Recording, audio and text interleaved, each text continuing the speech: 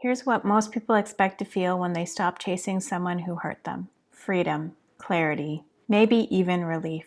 But if you've ever been in an emotionally abusive relationship or a relationship with someone who ran hot and cold, stopping the chase doesn't feel like freedom. It feels like there's something wrong with you.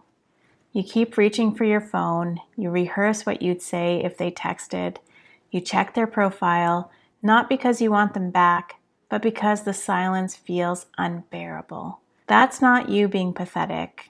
That's conditioning. And I want to explain what's exactly happening inside of your body when that pull shows up. This is the nervous system pivot. When you've been in a relationship with an emotionally abusive partner, someone who used inconsistency, withdrawal, or unpredictability as a pattern, your nervous system learned something. It learned that the only way to stabilize the environment was to stay alert and to stay close, to keep monitoring, to chase. Not because you're codependent, not because you love too much, but because your nervous system adapted to an unpredictable environment the way it was built to.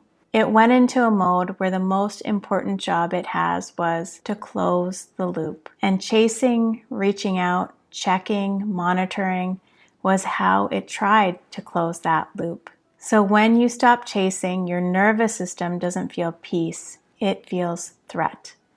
It doesn't know that the relationship is over.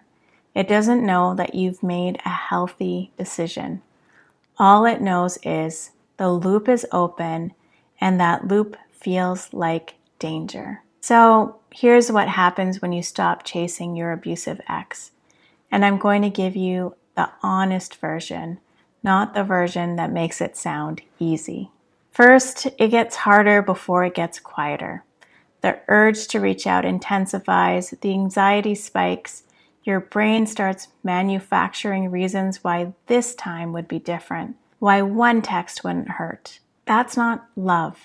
That's withdrawal. And withdrawal is a biological process, not a personal flaw. Second, you start to feel yourself again in pieces. Not all at once, but small things start coming back. Your appetite, your ability, a decision without second guessing it to death, a moment of quiet that doesn't feel threatening. Those moments are your nervous system starting to down-regulate. It's starting to realize that the threat has passed. Third, you start to grieve something that was never actually safe. You grieve the version of them you were chasing, not the person they actually were. And that grief is real. It's not confusion. It's not weakness.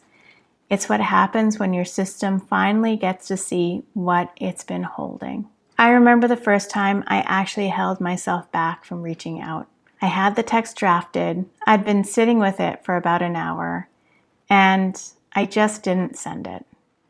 Not because I didn't want to, but because I was finally more afraid of what the answer would do to me than I was of the silence. That was just one moment where I chose myself over the loop, and it took a long time for that to feel like anything other than pain.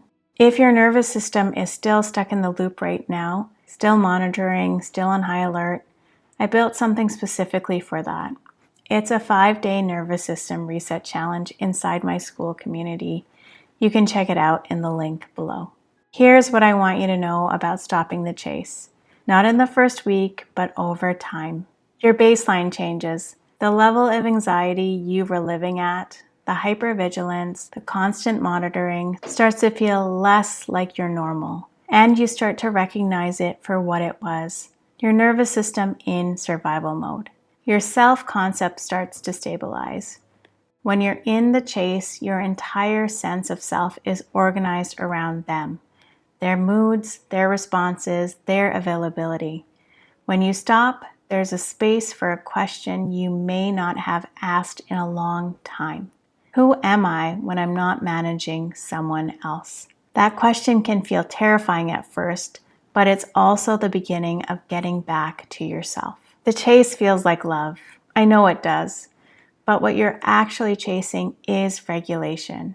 A nervous system that was taught that it could only feel okay when they were close. Stopping the chase isn't giving up.